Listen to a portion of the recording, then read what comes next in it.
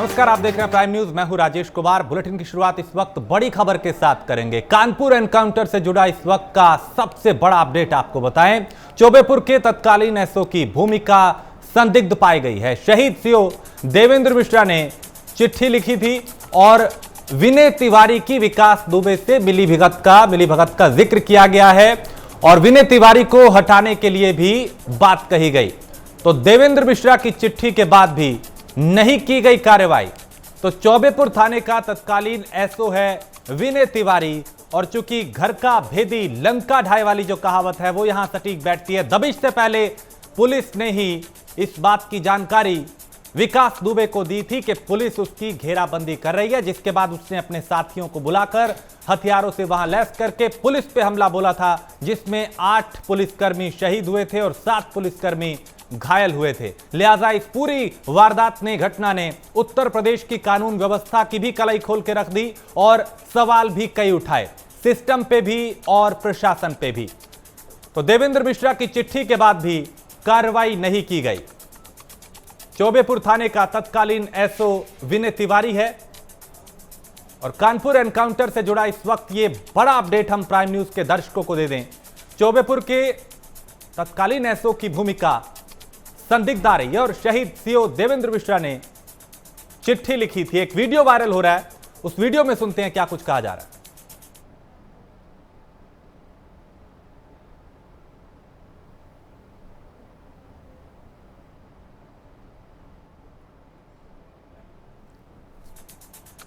तो वीडियो हम आपको सुनवाएंगे कि आखिर क्या इसमें बातचीत हो रही है और क्या इसमें हुआ। लेकिन इस बीच ये बड़ी अपडेट जहां पे चौबेपुर के तत्कालीन एसओ की भूमिका संदिग्ध नजर आई और शहीद सीओ देवेंद्र मिश्रा ने चिट्ठी भी लिखी थी बकायदा।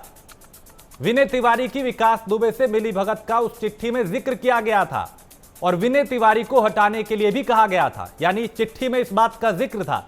तो देवेंद्र मिश्रा की चिट्ठी के बाद भी कार्रवाई नहीं हुई। तो सवाल ये कि सिर्फ एसओ तक ही ये बात सीमित है या फिर कुछ और कड़ियां भी अभी इस चैन में जुड़ेंगी और कुछ और लोग भी अभी दायरे में इसके आएंगे। क्योंकि 2 दारोगा और कुछ पुलिसकर्मियों पे कार्रवाई हुई है, उन्हें निलंबित किया गया है, सस्पेंड किया गया है और आगे भी कईयों पे अभी गाज गिर सकती है। क्योंकि मुख्यमंत्री ने भी कहा था कि दोषियों को बख्शा नहीं जाएगा और उनकी जो छवि है ऑपरेशन क्लीन की लगातार कि अपराधी या तो उत्तर प्रदेश छोड़ दें या फिर अपराध छोड़ दें, उसको एक बड़ा झटका जरूर लगा है। लेकिन उम्मीद यह है कि जल्द से जल्द विकास दुबे को उसकी सही जगह पर पहुंचाया जाएगा। तो बड़ी अपडेट इस वक्त चौबेपुर के तत्कालीन एसओ की भूमिका संदिग्ध नजर आई। शहीद सीओ देवेंद्र मिश्रा ने चिट्ठी लिखी थी और उस चिट्ठी में विनय तिवारी की विकास दुबे से मिलीभगत का भी जिक्र किया गया था, बावजूद इसके कोई कार्रवाई नहीं हुई। इसी से अंदाजा लगाया जा सकता है कि विकास दुबे की जड़ें किस कदर पुलिस प्रशासन में भी उसने अपनी जमा रखी थी।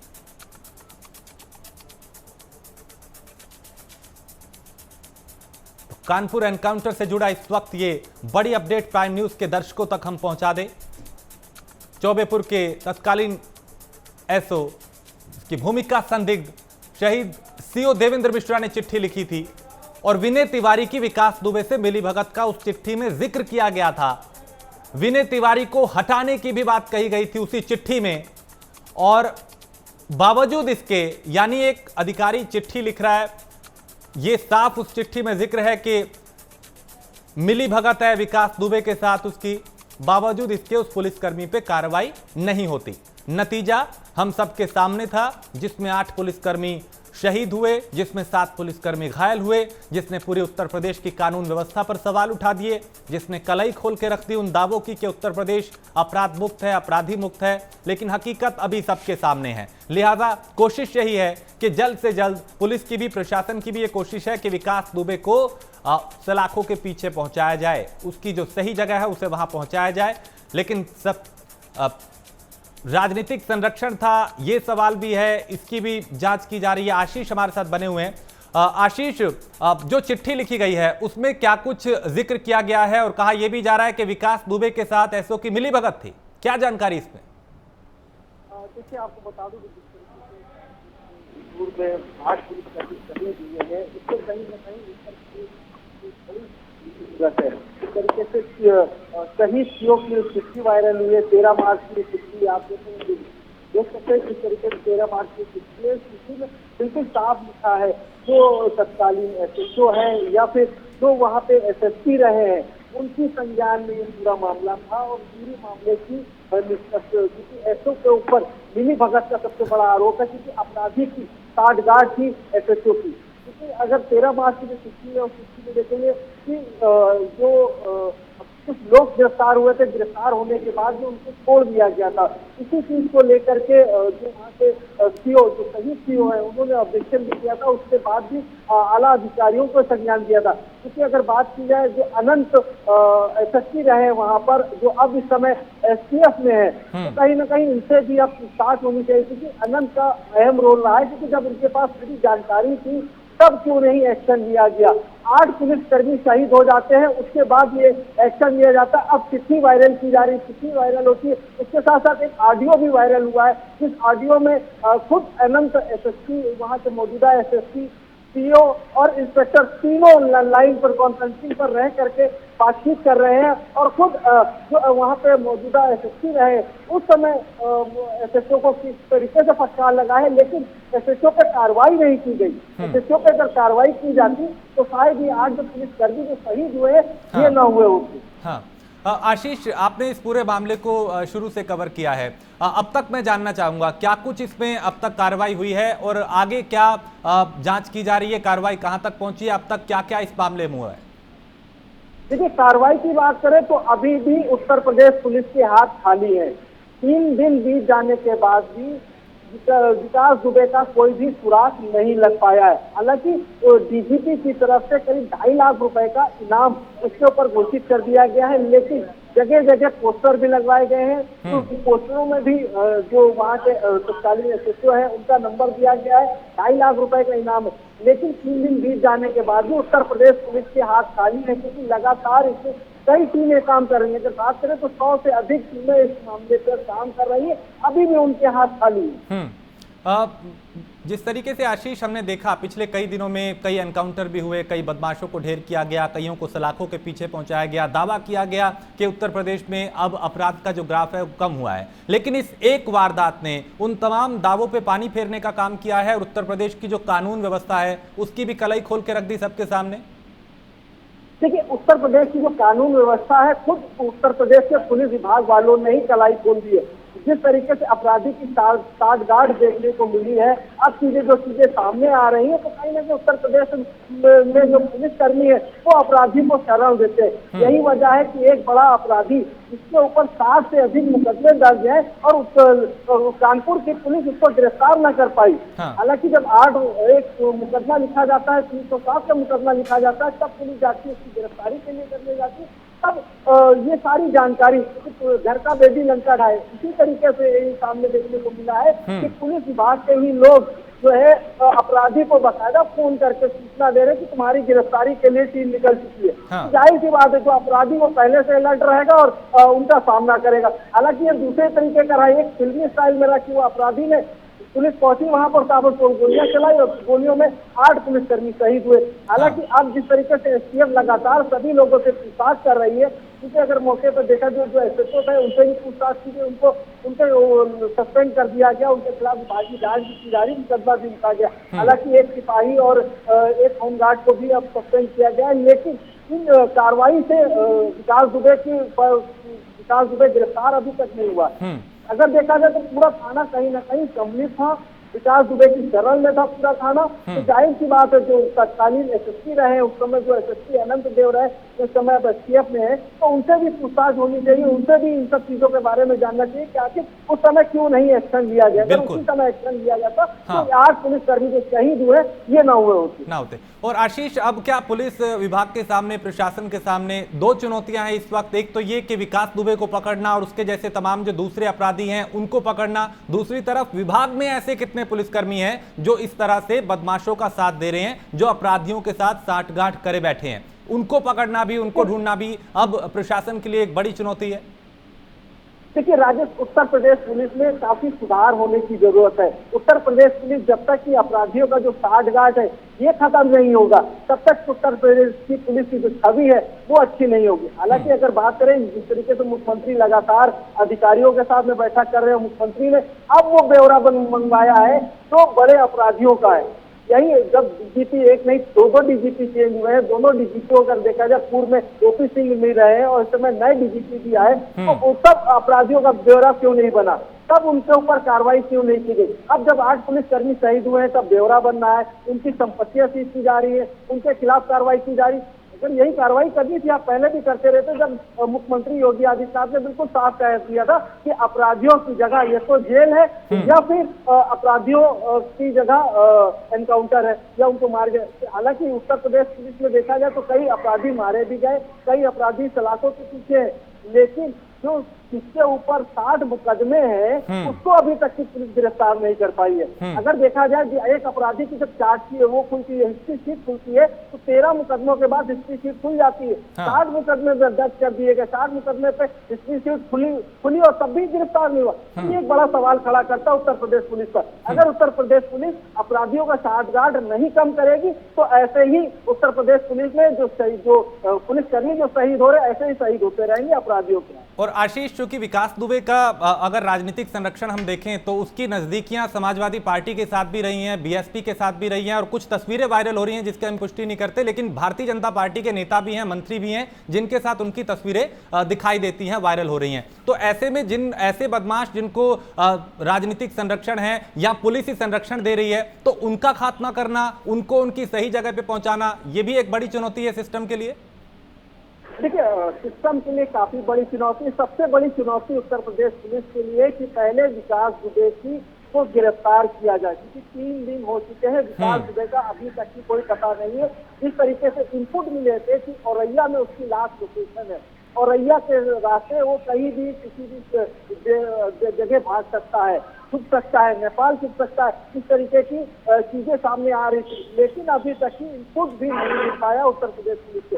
और रही बात जो मंत्रियों के साथ में जो फोटो खिंचाने की बात जो सामने निकल करके आ रही है, कई नेताओं के साथ में फोटो खिंचाने की बात निकल करके आ रही है, तो हालांकि प्राइम न्यूज इन फोटोओं की पुष्टि अभी तक की नहीं कर रहा है, ना ही कोई अधिकारी पुष्टि कर रहे हैं, लेकिन कहीं ना कहीं बीएसपी सरकार में विकास दुबे की पकड़ बिल्कुल ठीक ठाक थी, क्योंकि 2001 में जिस तरीके से बीएसपी के राज्य मंत्री को थाने के अंदर जाकर के गोली मार देता है विकास दुबे, और उसमें 17 पुलिसकर्मी जो नामजद होते जिनकी गवाही से उसको सजा हो सकती थी, वो पुलिसकर्मी गवाही देने नहीं सामने आए। बिल्कुल आशीष, मैं लौटता हूं आपके पास, आप बने रहिए, इस वक्त कुछ और अपडेट्स हमें दर्शकों तक पहुंचाने हैं, आप बने रहिए, मैं आपके पास लौटता हूं। इस वक्त बड़ी खबर हिस्ट्री शीटर विकास दुबे से ही जुड़ी, जिसका वीडियो वायरल हो रहा है और वीडियो में विकास 2 बीजेपी विधायकों के नाम ले रहा है। बिल्होर और बिठूर विधायक का नाम उस वीडियो में लिया जा रहा है और वायरल वीडियो की पुष्टि प्राइम न्यूज नहीं करता है।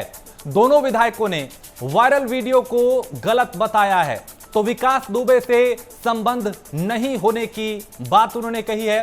8 पुलिसकर्मियों की हत्या का मास्टरमाइंड है विकास दुबे और चौबेपुर के बिकरू में सीओ समेत 8 पुलिसकर्मियों की हत्या में शामिल रहे मोस्ट वांटेड विकास दुबे का वीडियो वायरल हो रहा है और इस वीडियो में 2 बीजेपी विधायकों का भी जिक्र है। हालांकि प्राइम न्यूज इस वीडियो का सत्यता की पुष्टि नहीं करता। आपको सुनवाते हैं क्या इस वीडियो में। भगवती प्रसाद सागर जी हैं और अभिजीत शांगा जी हैं एमएलए, और हमारे ब्लॉक प्रमुख हैं राजेश कमल जी, और जिला पंचायत अध्यक्ष हैं गुड्डन कटियार जी, और प्रधान लोग भी हैं 2, 3, 4, 5 लोग। तो इन लोगों ने क्या लोग डराया धमकाया? नहीं, डराया धमका नहीं है, ये इन लोगों ने समझाया था कि देखो अगर ये नहीं है और ये फर्जी हैं तो इनकी मदद करो, अगर ये मुलजिम हैं तो कोई बात नहीं, लेकिन ये चूंकि फर्जी हैं इसलिए आप इनके लिए जो है कुछ जो भी साफ करना है वो निकालना। तो तुम्हारी पत्नी में तो नहीं डराया धमकाया? नहीं, पत्नी मेरी कभी जाती नहीं है, पत्नी मेरा बच्चों बराबर है गाँव, वो खाली बैठक जो जिला पंचायत की बैठक होती है बस उतना। तो ये इन लोगों से जो माननीय लोग हैं तुम्हारी बात होती है? जी हाँ, टेलीफोनिक? हाँ, टेलीफोनिक भी होती है, आने जाने से मुलाकात भी होती है। तो फोन से ही तुमने इन लोगों से बात की? ऐसे कराइए। हाँ नहीं, पहले तो हमारे लोकल लोगों ने कहा, वहाँ गांव के लोगों ने जब ये बात सुनी, इसके बाद फिर हमने भी प्रयास किया कि ये बात है, तो फिर इन लोगों ने मदद भी की कि अगर ये गलत इनका नाम इसमें आया है तो इसको जो है किसी तरीके से नाम इनका निकाला जाए, गलत है। तो ये कैसे पता लगा आपको कि जो है आपका नाम गलत आया है?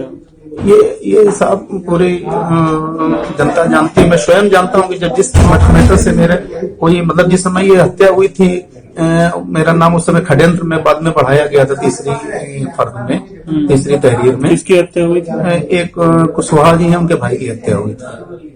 नाम तो उनका जिनका नहीं, उनका नाम मालूम है जो वादी हैं।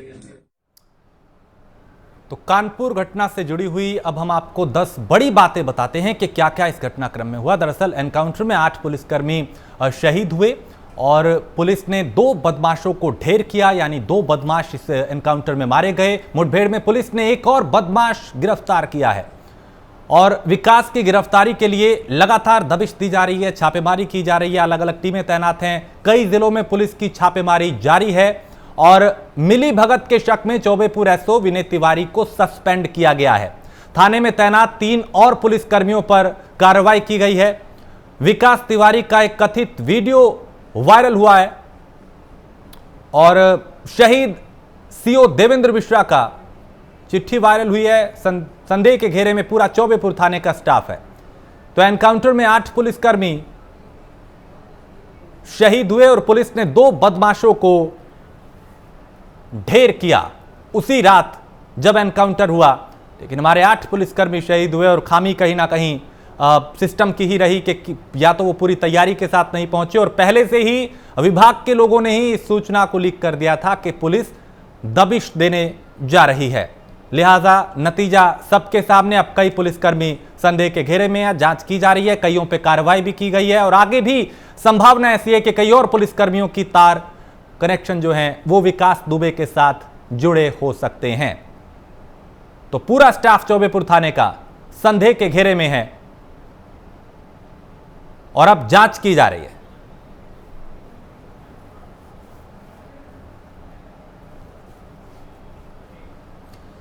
तो आम आदमी पार्टी के यूपी प्रभारी और राज्यसभा सांसद संजय सिंह कानपुर एनकाउंटर में शहीद हुए सीओ देवेंद्र मिश्रा के परिजनों से मिलने उनके घर पहुंचे।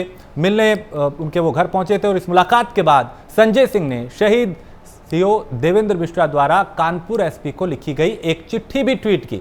मार्च महीने में एसपी को लिखी गई चिट्ठी में सीओ ने बड़ी घटना का अंदेशा जताया था। साथ ही थानेदार विनय तिवारी की भूमिका पर भी सवाल खड़े किए थे। तो संजय सिंह ने ट्वीट में लिखा कि इस चिट्ठी में साफ है कि देवेंद्र मिश्रा एक बहादुर पुलिस अधिकारी थे। संजय सिंह ने इस बात का भी जिक्र किया कि इस चिट्ठी की एक एक लाइन पढ़कर यूपी की जनता और हर पुलिसकर्मी को गर्व होगा। यानी सिस्टम में ऐसे अधिकारी भी हैं जो पूरी निष्ठा से, पूरे कर्तव्य से, पूरी लगन से, पूरी सेवा भाव से काम कर रहे हैं और कुछ ऐसे लोग जिनकी वजह से पूरा सिस्टम सवालों के घेरे में खड़ा हो जाता है। तो संजय सिंह ने आरोपियों की गिरफ्तारी की जल्द से जल्द, उन्होंने कहा कि इनकी गिरफ्तारी होनी चाहिए। शहीद सीओ की चिट्ठी का भी उन्होंने जिक्र किया।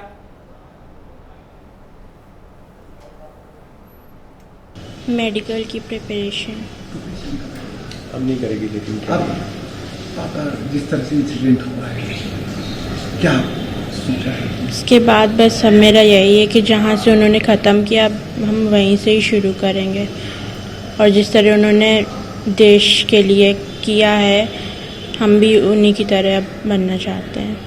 लेकिन आपका एक मेडिकल सपना था, आप अपना सपना कैसे चेंज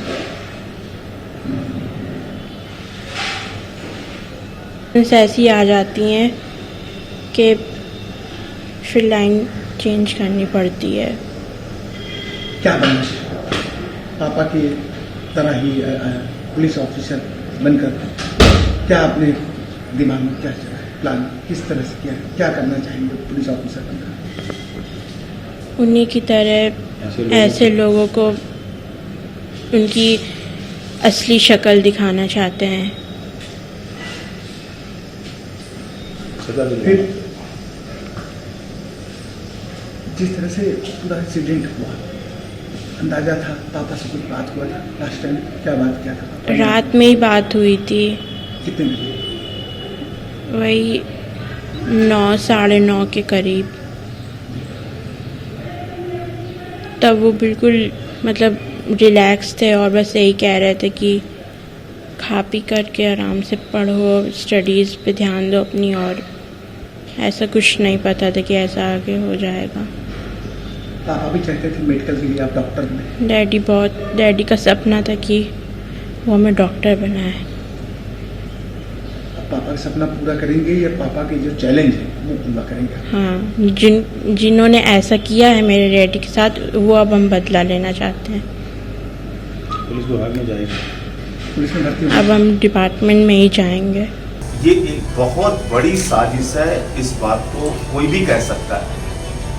तो मैं आदरणीय मुख्यमंत्री जी से, योगी जी से अनुरोध करूंगा कि इस पूरे घटना की हाई कोर्ट के सिटिंग जज से जांच कराई जाए। कौन कौन से लोग इसमें शामिल थे वो पूरा सच सामने आना चाहिए। और अगर पुलिस के ईमानदार अधिकारियों को काम नहीं करने दिया जाएगा, अगर पुलिस के ईमानदार अफसर अपनी ड्यूटी नहीं कर पाएंगे, तो कैसे पुलिस की निष्पक्षता बनी रहेगी, कैसे पुलिस की कार्यशैली आगे बढ़ेगी, कैसे वो अपराधियों के खिलाफ कार्रवाई करेंगे। इनको तो जो मैं देख रहा हूं कि बाहर से ज्यादा अंदर से खतरा था, अंदर से खुद अपने मातहत से खतरा था। इसके बाद तो ये एक बड़ा षड्यंत्र और बड़ी साजिश है।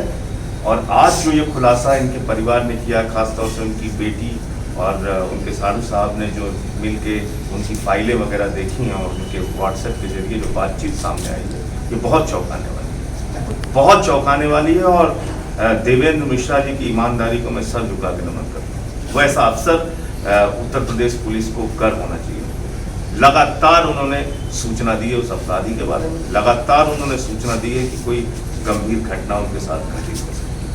तो ये बहुत बड़ी साजिश, षड्यंत्र और लापरवाही का मामला है। और आशीष मेरे सहयोगी लगातार बने हुए हैं।